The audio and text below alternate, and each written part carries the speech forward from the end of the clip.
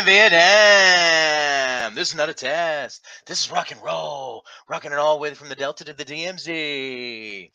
You are live here on the Phoenix National Network. Thank you for tuning in. My name is Richard Ciuzio, and I am a senior loan officer with Hudson United Mortgage. I am licensed in the states of New York, New Jersey, Connecticut, and Florida.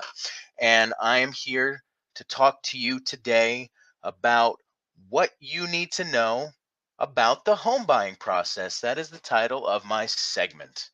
For those of you who haven't turned in before or are tuning in, Amazon and Roku devices, download the app from the Play Store or your iPhone, YouTube, Facebook, LinkedIn, watch us live.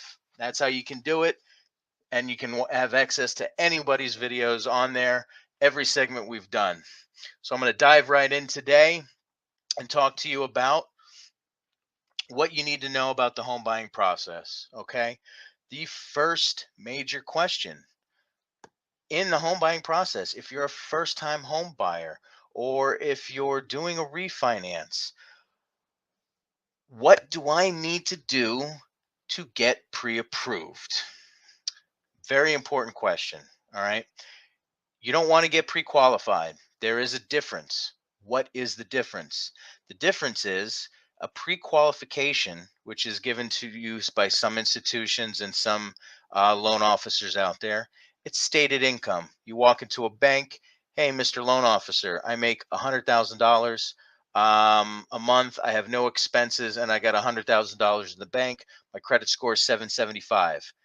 Can I get a pre-qual? That's a pre-qual. They haven't checked your income. They haven't checked your expenses. They haven't checked your assets, and they haven't run your credit. Okay. So that is the difference. You want to be properly vetted, and that is what a pre-approval is. A pre-approval means you have been properly vetted by me or another loan officer or banker on what you can qualify for a home. You've been pre-approved. They've checked all four of those things: income, credit, assets, and the last one, I got a brain fart, I apologize. Income, credit, assets, and expenses. That is what they've checked. So these are some questions on how I determine what is best for you. How do I get you pre-approved? These are very simple questions, right? Are you employed? Very simple. Biggest one. Are you employed? You're not going to get a loan if you're not working. Okay. Can't use past income. That's great for a streamline, but if you stopped working, they're not just going to use what you made 3 months ago or last year. You have to have a current job. How many jobs are you working? Are you working one job or two? And how long have you been working these jobs?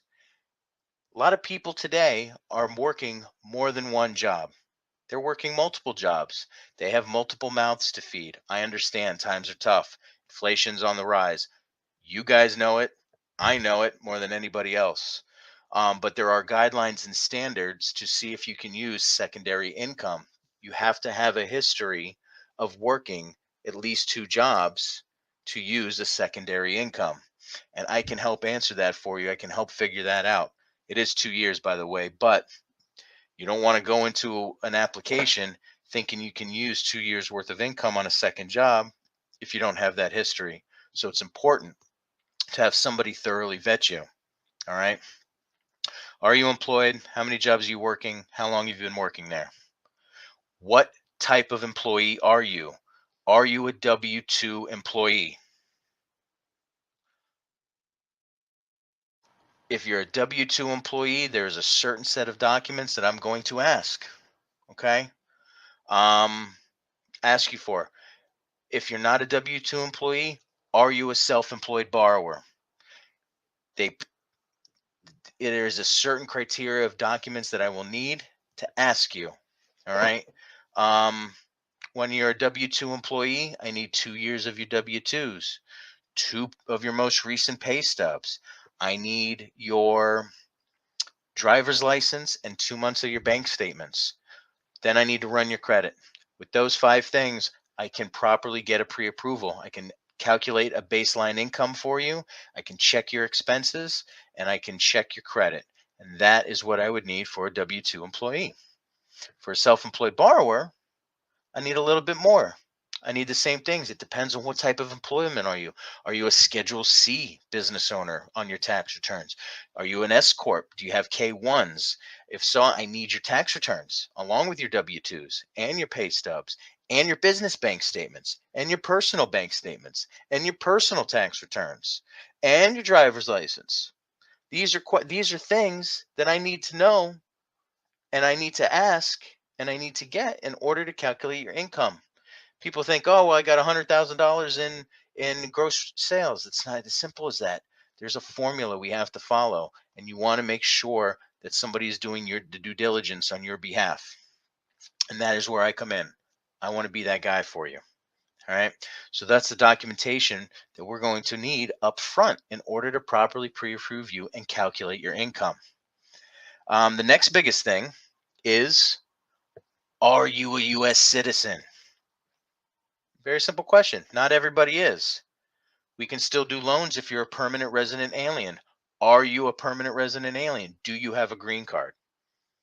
If you're not a resident alien and you're not a U.S. citizen, are you on a work visa? Or are you on an employment authorization? If so, has it expired? Is it still valid? If you are one of those three things, you have a very good shot of getting a loan as long as you qualify on an income, asset, and credit basis. So those are some of the materials that I'm going to need. Those are some of the basic questions that I'm going to ask you. With those informations, I can formulate and calculate a pre-approval.